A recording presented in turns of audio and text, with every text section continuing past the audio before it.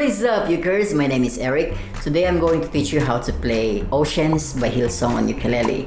But before that, I'd like to give a shout out to Golf, Mr. Marvin and Jarb for playing with me during our YKU ceremony, honoring the teachers ceremony here in Thailand. Here are some of our photos and video.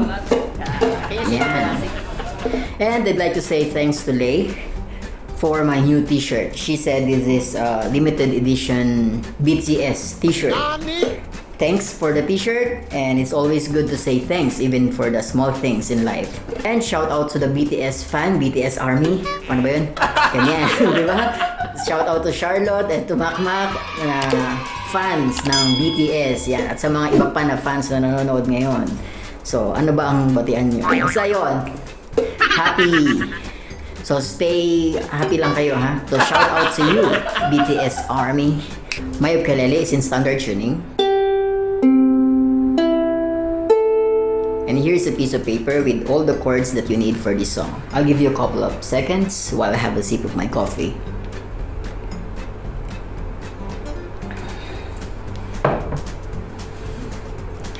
So we have a new chord, and that is D6. For D6, we need to use our number 1 finger, bar it into the 2nd fret of your ukulele.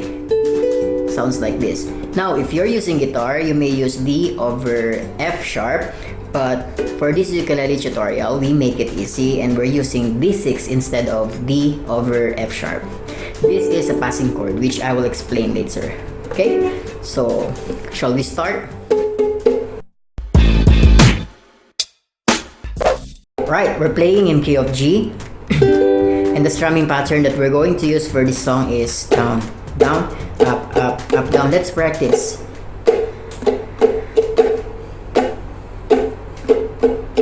With that strumming pattern, we can easily separate chords with 2 beats. So for instance, down, down, 2 beats.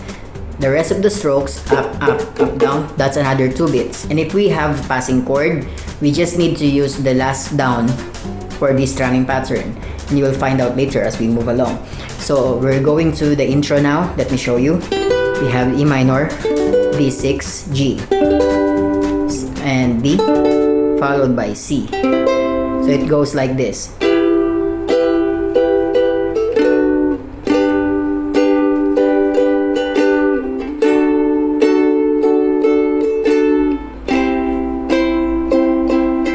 This chord progression, we will use it for intro, verses, and instrumental. From E minor to G, we have a passing chord D6. So by passing chord, it's optional. You can actually play it without that. So it goes like this. But it's the same. But if you want to include the passing chord, the D6, all we need to do is to be conscious with our strumming pattern. Sa strumming pattern natin, merong last down. The last down will be used for our passing chord. So it goes like this. Down, down, up, up, up, down. You see that? Again. Down, down, up, up, up, down. Okay? So this is the intro. And we're moving to the verse. Same chord progression. You call me out upon the waters, the great unknown. And down, down, up, up, up, down. Then down, down, up, up, up, down, down, down, up, up, up, down. Previous then we move to the chorus. For the chorus, we only have 3 chords. So C, G, and D. So it sounds like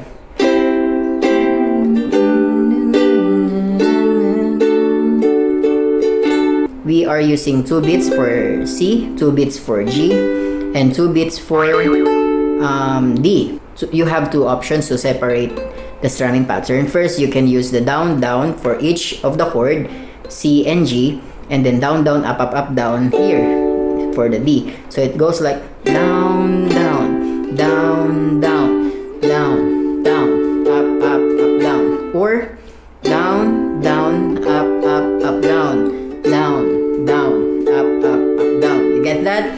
Okay, so and I will call upon your name and keep my eyes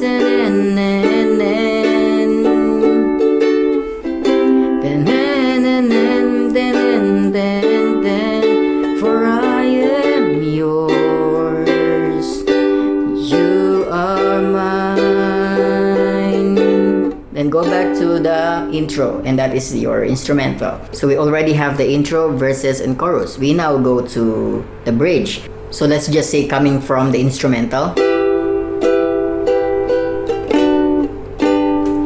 we're going to the bridge, right? C, down, down, up, up, up, down. So before we go to the bridge, let me explain to you how to use a capo. A capo will adjust the pitch of a song. So for example, we're using this one, right? So if we use a capo, this is your first fret. We can put it anywhere. Let's just say put it in the second fret. Your first fret becomes this one. So you're applying the same chord progression. E minor is right here. Okay? Let's just say from here, diba? So we use E minor.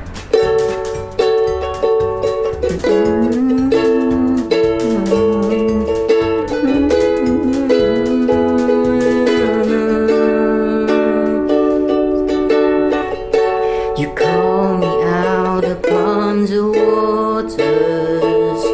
Okay, you get that? So that is an example if you want to adjust the pitch of the song. If you find my version a little bit low or lower than what you want, diba? So you can make it higher. Guitar capo or ukulele capo, you can use it on our ukulele. Alright, so let's go to the bridge. The bridge, we have E minor, C, G, and D. 4 beats each. So let's just say you come from the instrumental,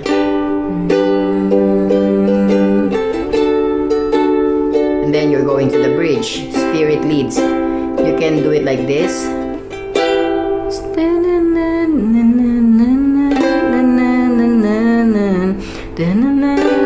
Down, only down.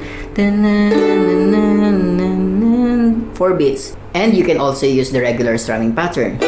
Spirit lead me where my trust is without borders. Let me walk upon the waters. Down, down, up, up, up, down. Down, down, up, up, up, down. Go to chorus. And I will call upon your name and keep my eyes above the waves when oceans rise.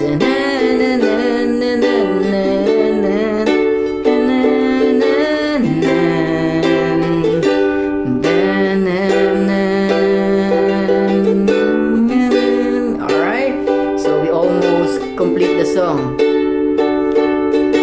Okay, so that's the song. You can just arrange it the way you want. So what do you want to learn next? Please put a comment below and let me know what you think about my tutorials. Also, if you're interested seeing my future videos, don't forget to subscribe, click the bell, and give me a thumbs up.